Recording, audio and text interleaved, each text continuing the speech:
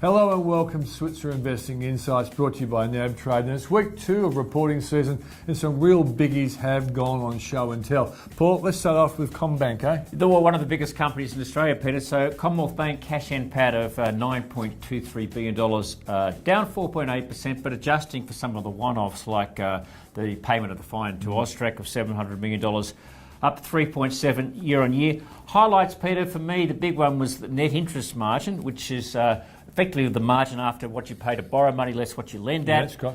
Only down 2 basis points in the second half. Now, there were fears that a lot of what we've seen in the short-term money markets, putting a lot of pressure on the banks and their funding costs, but not as bad as expected, and I think that's a positive for the banking sector in general.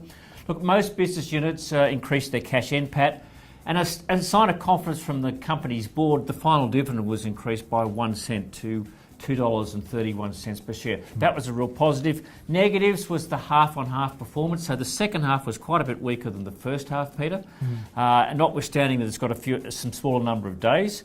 Market share falls in both home loans and business lending.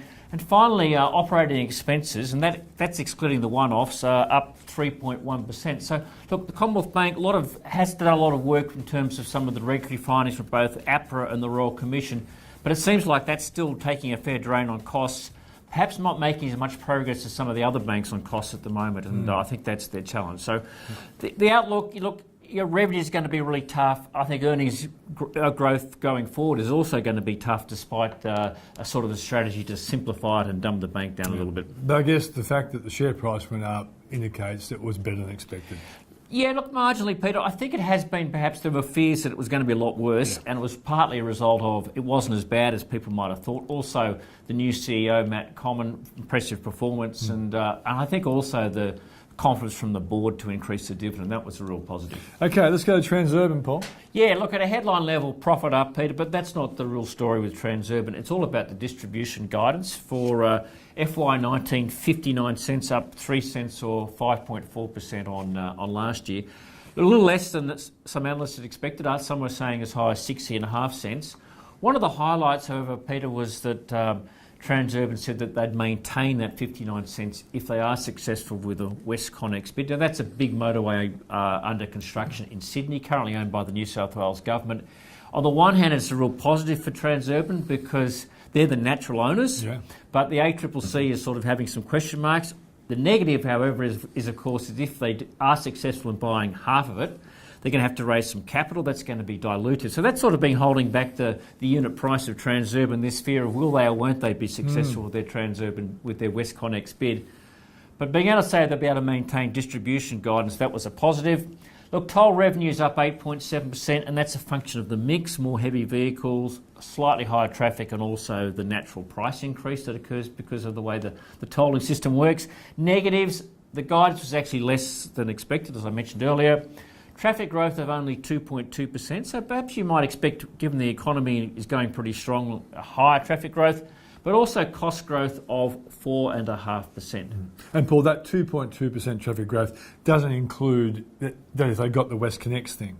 Yeah, no, it doesn't include WestConnex. There's also lots of projects coming on. NorthConnex, which is another big development in Sydney, that'll finish the year after next, and also a big project down in Melbourne. So lots of upside going forward for Transurban, but it is fairly pricey, and I guess the market's just a bit worried about, well, if they are successful with WestConnex, capital raising, that's always a reason not to buy shares because it means your shareholders are going to find more cash. Yep, exactly right. Okay, Paul, AGL, another important company reporting this week. Yeah, underlying profit $1,023 million, up 28% on last year. That sounded pretty good. It was the upper end of their guidance range of $940 to $1,040 million.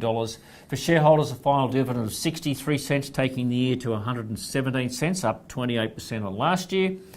They also provided guidance for next year of between underlying profit of $970 to $1,070 million, maybe a little less than people had expected. The midpoint of that 1,020 is about what they made this year. So, look, maybe they're being a touch conservative. Let's look at the highlights. A strong result from the wholesale generation. That's, of course, we've seen that in electricity prices. That's both price and margin. They plan to take out $120 million of operating expenses next year. That's a positive. And also they talked about that buybacks may resume in FY19. So the market should like that. That'll depend a little bit upon whether they need the capital to invest in new It's power always a good way stations. to encourage the market, mentioning the word buyback. More makes sense. So that may resume, and that's why it's inverted commas. The negatives, look, on the retail customer side, remember AGL's both a wholesale business and a retail business. Their customer numbers were static, and also margins are under pressure. So that's actually translating to lower prices for you and I, Peter, but less profit for AGL. The forward price curve for wholesale electricity implies that the earnings from wholesale markets, both gas and electricity, have probably peaked. So it's going to be harder to make revenue going forward.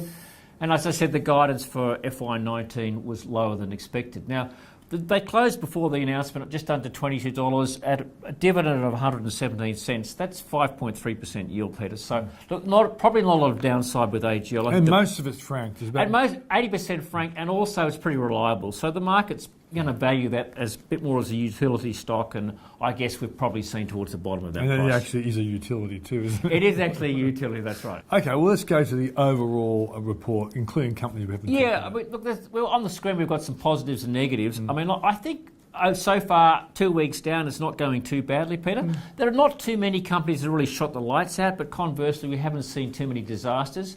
I mentioned AMP up there. That actually got a reasonable reception from the market, mainly because they actually told us exactly what was going to be in the report beforehand. And it shows that the underlying business units really haven't been impacted by all the issues. So the market actually liked that, liked also the fact that the dividend came out probably a little better than expected. So look, overall, okay. Not brilliant, but good signs, and I hope that as we move into weeks 3 and 4, we're going to start to see a few more that really show us that this market, that companies are doing well and provide the momentum to take this market higher. Yeah, it seems to me it's a good start. It's not an overwhelming start, but the next 2 weeks will tell the full story, won't it? So that's Switzer Investing Insights, brought to you by NAB Trade. Thanks for joining us.